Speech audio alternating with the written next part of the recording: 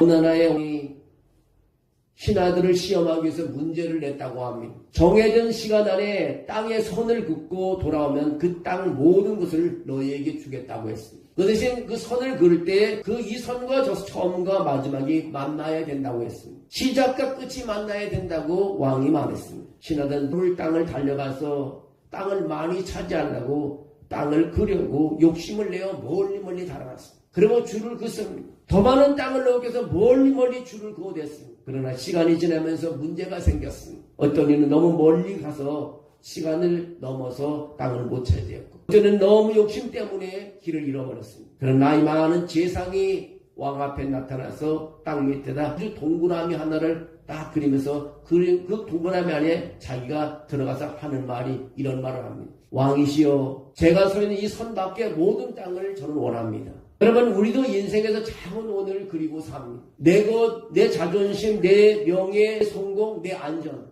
그러나 그 선 안에 갇혀 있으면 세상은 좁아진다는 것입니다. 그러나 그 선이 깨어질 때 인생이 넓어진다는 것입니다. 성경은 우리에게 놀라운 말씀을 전해주고 있습니다. 하늘의 밀이 땅에 떨어져 죽지 않으면 하늘 그대로 있고 죽으면 많은 열매를 맺느니라. 이 말은 살려고 하면 죽고 죽고자 하면 산다는 것입니다. 우리의 전쟁사에 보면 1597년 임진왜란 중 조선수군은 거의 전멸 상태에 있었습니다. 그 원인은 바로 실천량 해전 때문입니다.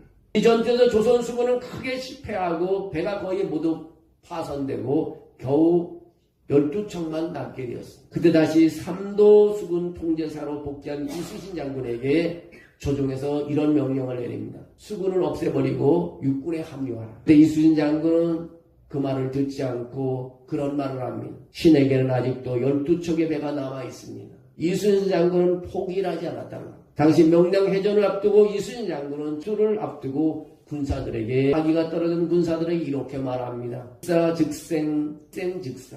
무슨 뜻이냐면 죽기를 각오하면 살 것이요 살려고 하면 죽을 것이라고 말합니다. 이 말은 병사들에게 두려움을 버리고 나라를 위해 목숨을 걸고 싸우라는 의미였습니다. 그 결과 1597년 명란해협에서 조선수군 12척으로 일본수군 130여 척을 물리쳤다는 것이 역사에 기록되고 있습니다. 이 전투가 바로 명량대첩이라는 것입니다. 오늘 예수님은 그 비밀을 우리에게 말해주고 있습니다. 아래 밀이 땅에 떨어져 죽지 않으면 그대로 있고 죽으면 많은 열매를 맺느니라. 우리는 이 말씀을 이해하기 위해서요 12장 23절을 다시 보면 놀라운 말씀을 발견하게 됩니다. 오늘 12장 24절을 말하기 전에 예수님께서 23절에 뭐라고 말하냐면 예수께서 대답하여 이르시되 인자가 영광을 얻을 때가 왔다고 합니다. 무슨 말입니까? 예수님께서 십자가에 못 박힐 때가 왔다는 것입니다. 그런 위에 예수님께서 이런 말씀을 하는 것입니다. 하늘의 밀이 땅에 떨어져 죽지 아니하면 하늘 그대로 있고 죽으면 많은 열매를 맺느니라. 예수님은 자연의 원리로 복음의 비밀을 이렇게 설명합니다.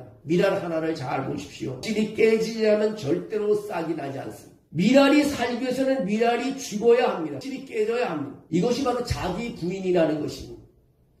예수님은 이렇게 말씀하십니다. 아무든지 나를 따라오려거든 자기를 부인하고 자기 십자가를 지고 나를 따를 것이니라고 말하고 있습니다. 또 말씀하십니다. 자기 생명을 사랑하는 자는 잃어버릴 것이요 이 세상에 자기 생명을 미워하는 자는 죄받으로 보존되리라고 말합니다. 미워한다는 말은 자기 자신을 증오한다는 뜻이 아니라 주님보다 자신을 앞세우지 않는 선택을 말하고 있는 것입니다. 내 주인이 아니라 예수님이 주인되는 삶으로 살아야 된다는 것입니다. 요한복음에서 십자가는요 패배가 아닌 영광의 자리인 것입니다. 예수님은 그래서 12장 23절에 인자가 영광을 얻을 때가 왔도다고 말하고 있습니다. 그 십자가를 이렇게 설명하셨습니다. 내가 땅에서 들리면 모든 사람을 내게로 이끌겠노라. 십자가는 패배가 아니라 사탄의 권세를 꺾는 것입니다. 십자가는 죄를 이기는 것입니다. 십자가는 죽음을 깨트리는 것입니다. 그래서 사도 바울은 로마서 5장 8절에 그런 말씀을 합니다. 우리가 아직 죄인 되었을 때 그리스도께서 우리를 위하여 죽으심으로 하나님께서 우리에 대한 자기 사랑을 확증하셨느니라고 말하고 있습니다. 예수님은 참된 미랄이셨습니다. 그분이 죽으셨기 때문에 우리가 살게 되었습니다. 여러분 질병을 가진 사람들 잘 들어보십시오. 이사야 53장 5절에 이렇게 말합니다. 그가 찔림은 우리의 허물 때문이요 그가 상함은 우리의 죄악 때문이라. 그가 징계를 받음으로 우리가 평안을 누리고 마지막 구절입니다. 그가 채찍에 맞음으로 우리가 나음을 받았도다. 우리 아픔은 다 예수님께서 가져가셨습니다. 예수를 믿음으로 모든 질병을 사라지는 것입니다. 여의도에 교회를 있었던 조용기 목사님도 폐병으로 거의 죽을 위기에 있을 때 이 마지막 구절 때문에 다시 하나님께서 살려주셨다고 말합니다. 성령이 임할 때요, 하나님의 말씀이 살아날 때 우리는 곤침받고 일어날 수 있습니다. 예수님이 채찍에 맞음으로 우리는 모든 것을 곤침받고 나음을 입었다고 말하고 있습니다. 예수님이 태어나기 전에 700년 전에 이사야 선지자를 통해서 예수님을 우리 위해 십자가에 죽으신다는 것을 예언을 하고 있습니다. 700년 전에. 오신 예수님이 왜 십자가에 달려 죽으셨습니까? 그분은 그분의 사랑으로 우리를 구원하기 위해서인 것입니다. 그래서 요한복음 3장 16절에 그렇게 말하잖아요. 하나님이 세상을 이처럼 사랑하사 독생자를 주셨으니 이는 저를 믿는 자마다 멸망치 않고 영생을 얻게 하려 하심이라고 말합니다. 한국교회의 부흥이 우연히 일어나는 것이 아닙니다. 이 땅에는 수많은 미랄의 피가 뿌려졌습니다. 우리는 복음에 비친 사람들입니다. 지금으로부터 1600년에 1866년 9월 5일 흑암과 사망의 땅이던 조선에 와서 예수를 외치며 성경책을 던져주고 구원의 복음을 전한 사람이 있습니다. 그 사람이 바로 평양 대동강변에 와서 성경책을 던져주고 구원의 복음을 전하다가 조선강군 박춘권에 의해서 목이 잘려 순교를 당한 토마스 선교사입니다. 목이 잘린 토마스 선교사는 조선 땅에 구원의 복음을 전한 최초의 개신교 선교사입니다. 그 27세의 젊은 선교사였는데 그 나이에 그런 조선 땅에서 복음을 전하고 피를 뿌렸습니다. 그리고 놀라운 일이 일어났습니다. 그를 죽였던 군관 박춘권이 나중에 회개하고 전도자가 되었습니다. 또 한 사람 군관 박영식이 토마스 선교사가 전해준 성경책을 집에 가다 벽지로 사용했는데 그 집이 나중에는 결국 평양 최초의 장대현 교회가 세워지게 됐습니다. 미라는 죽어 사라졌지만 그 열매는 살아있다는 것입니다. 그것이 바로 천만 크리스천들이 예배하는 한국교회가 된 것입니다. 그게 저절로 세워진 것이 아닙니다. 미랄의 피가 뿌려졌기 때문에 그렇습니다. 여러분이 잘 아는 루빈 캐드릭이라는 여자 선교사가 있습니다. 그 여자는 9개월 만에 한국에 와서 순직했습니다. 비록 짧은 기간이지만 이 땅에 갇힌 그녀가 남긴 이야기는 우리의 가슴을 뭉클하게 합니다. 그녀는 미국 텍사스에서 독실한 신앙의 가정에서 태어났습니다. 어릴 때부터 선교사의 열정이 있어서 꿈을 갖고 교회 청년회 회장을 했습니다. 그녀는 1907년 9월 24살의 나이로 텍사스 남감리교에서 파송받아 조선 땅에 왔습니다.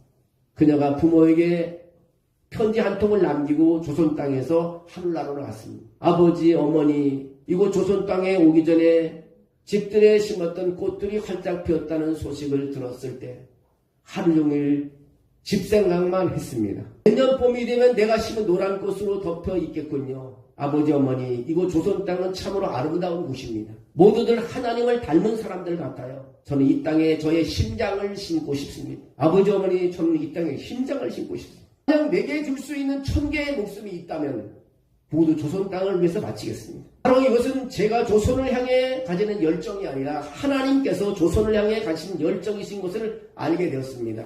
어머니나 아버지 사랑합니다. 그녀는 죽음을 앞두고 자신의 모교인 텍사스 청년들에게 10명씩, 20명씩, 10명씩 조선에 와서 복음을 전하라는 편지를 보냈습니다. 그녀는 1908년 하나님의 부르심을 받았고 이때가 꽃다운 나이 25살이었습니다. 그녀의 조선에 대한 사랑을 뒤로하고 시신은 현재 양화진 선교사 무지에 안장되어 있습니다. 여러분, 양화진에 가면 145명의 선교사가 피를 뿌린 이 나라가 한국교회 1000만의 성도를 가지고 있습니다. 그 현재 그 가족까지 400명의 외국 선교사들이 묻혀 있는데 실제로 145명이 이 땅에 와서 가족을 이루며 가족까지 포함해서 400명의 그 사람들이 거기에 묻혀 있습니다. 누군가가 죽었기 때문에 세워진 것입니다. 누구에 의해 복음에 전해졌는지를 우리는 잘 알아야 합니다. 그 교회가 저절로 대형 교회가 세워진 것도 아니고 우리가 이처럼 예배할 수 있는 것도 우리를 위해서 누군가 순교한 사람이 있었기 때문입니다. 하늘의 미랄이 된 선교사들의 죽음 때문인 것입니다. 아프리카 선교사 데이비드 리빙스턴이 유명한 일화를 남겼습니다. 1857년 캠브리 대학교에서 연을 했는데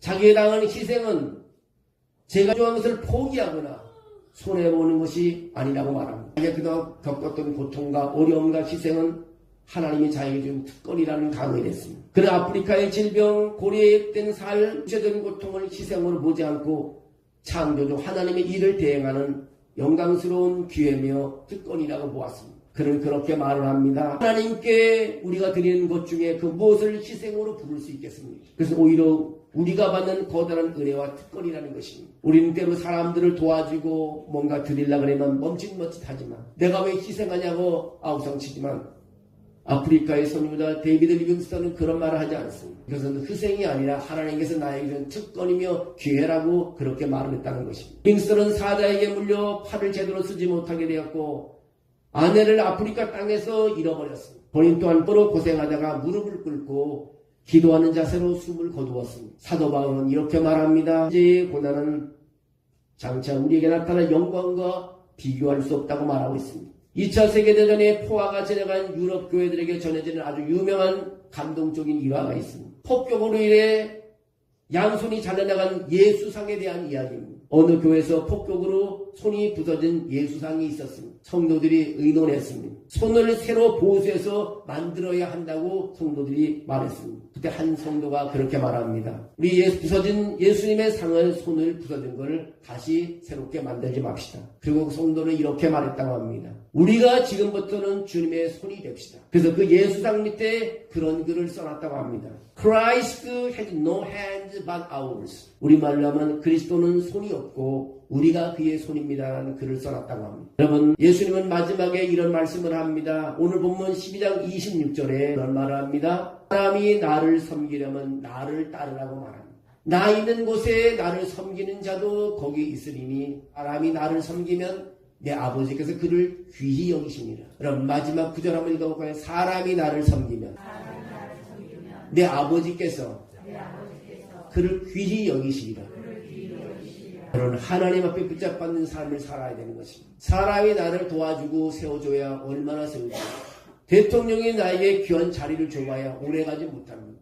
하나님에 계신 아버지께서 잡아주실 때 귀하게 쓸 때 우리는 영원토록 승리하고 이길 수 있습니다. 여러분 하나님 그대로 남겠습니까? 아니면 많은 열매를 맺겠습니까? 하나님의 미래는 땅에 숨쉬는 순간 세상에서 사라지는 것처럼 보입니다. 우리의 희생은요 남을 섬기고 도와주는 것은 다 희생하는 것처럼 보입니다. 그러나 하나님 나라에서는 그 순간이 영광에 시작되는 순간인 것입니다. 사순절기간에 우리를 위해 미랄이 되신 예수님을 바라보며 우리도 가정을 살리는 그런 미랄이 되어야 합니다. 교회를 살리는 미랄이 되어야 합니다. 이민족을 살리는 미랄이 되어야 합니다. 우리가 희생하는 것은요 사라지는 것이 아닙니다. 하나님께서는 새로운 것을 만들어주고 준비하고 있다는 것을 알려주고 있습니다. 여러분 하늘의 미리 땅에 떨어져 죽지 아니하면 하늘 그대로 있고 죽으면 많은 열매를 맺는다는 말씀. 오늘 이 사순절 기간의 이 말씀을 기억하며 여러분들 많은 열매를 맺는 그런 한 사람 한 사람이 되시기를 주의 이름으로 축원합니다.